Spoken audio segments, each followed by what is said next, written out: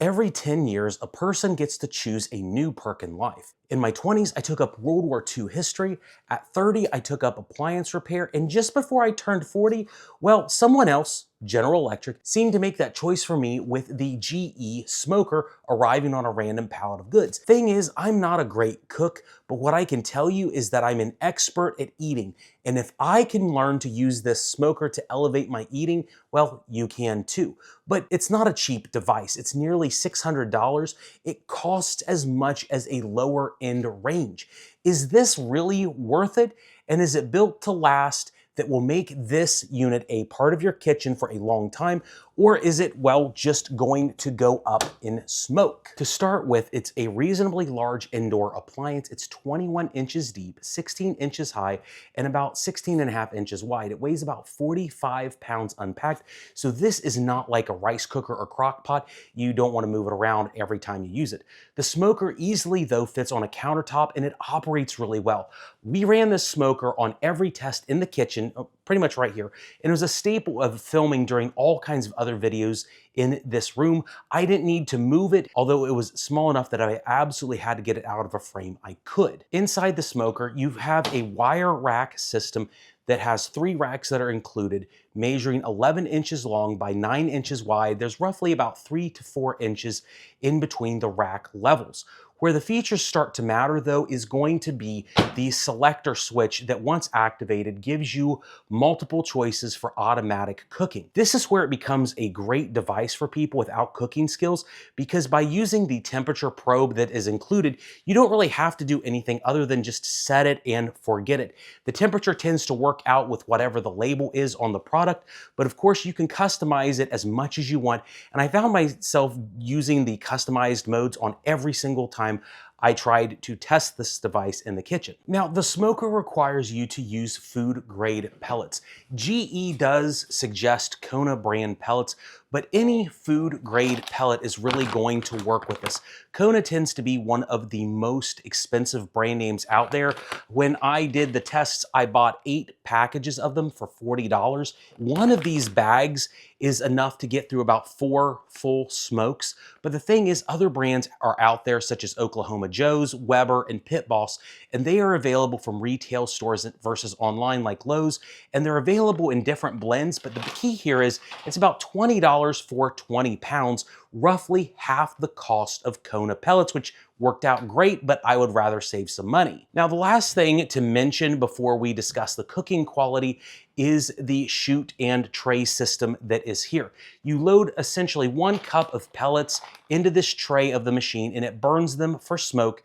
Then it discards all of these things into the water-filled catch tray at the bottom. By the end of a smoke, the tray gets filled with pellets, which is, in my opinion, a pretty nasty process, but it is the cost of smoking meats.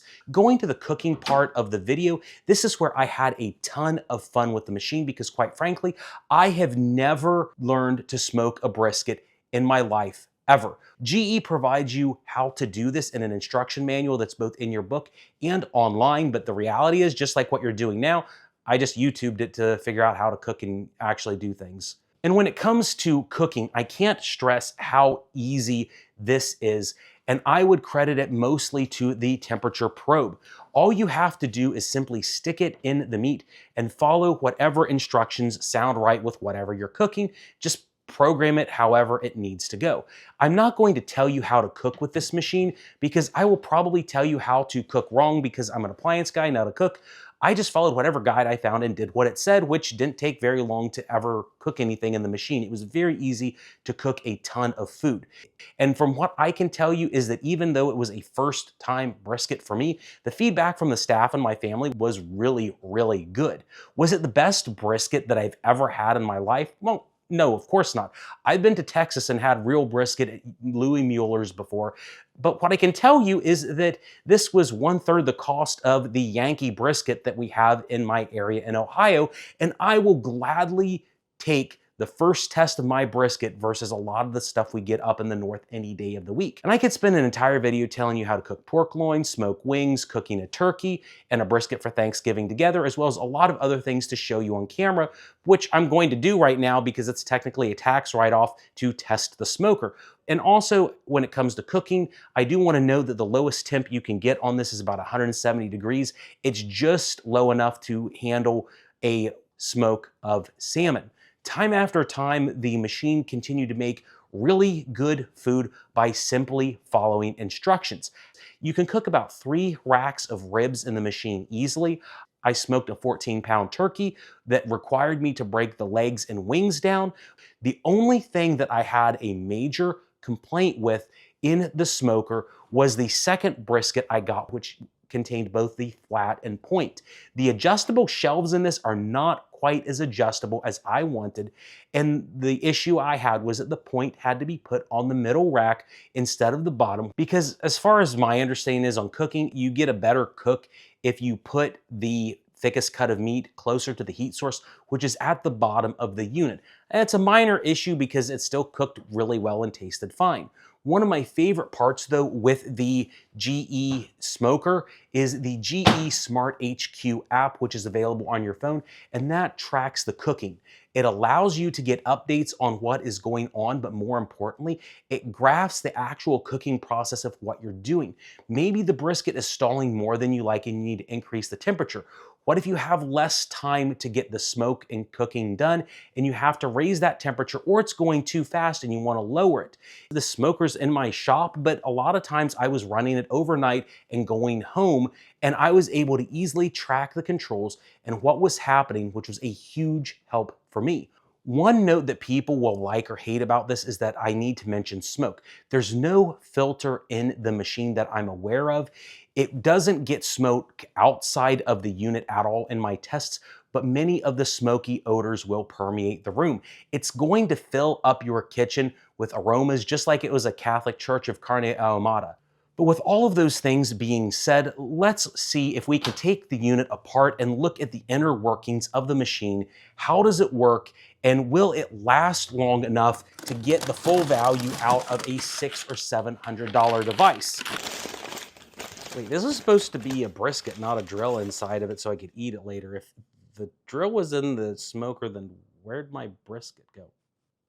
So I tore it down both on and off camera, and we get a nice few different shots of the unit on the inside. I'm going to have a lot of B-roll here to show you how well built this is. You're spending a lot of money, but it looks to be a very high quality product. For example, the auger system is entirely metal. The housing is cast iron. Everything inside of this is built essentially like a small oven with as good, if not better, components. On the teardown of the physical parts on it, you have the primary control board here. It's built with Sanyu relays, which is a pretty decent brand on the market. I'm not the biggest fan of the Aisha capacitors in it, but overall the board is decent quality. I don't have too many complaints about it. The system breaks down a little bit weirder than I would have expected. You got to remove the legs to open it up and pull the chassis off. The interesting thing is this is probably one of the most affordable products I've ever seen GE come out with in terms of replacement parts. I know the board is small, but they usually can charge outrageous prices for these. The board is only about $85 right now through Encompass.com. All of the thermal sensors, and there's a lot of thermal sensors on this for safety, most of them run between $20 and $30. The temperature probes, even the catalyst heaters in it are a total of $80 for all three. And then the primary heater in the bottom pan that we talked about earlier, it's 40 bucks. The only thing on this entire unit that's going to be somewhat expensive to replace is the stainless steel auger here at about $180. But it's so well built, I don't see why it would break. So this is built to be a very repairable machine. If you're considering other indoor smokers, I would have that question is, can you actually fix them? You are definitely getting what you pay for on the inside of this. So then the question after the teardown, after the testing, after all the eating is if this is a good product or not. And my opinion is that if you're on a diet where you're going to be cooking a lot of meat or a lot of smoked products often, and you can't get an outdoor grill, and you want all the accoutrements and features, this makes a lot of sense.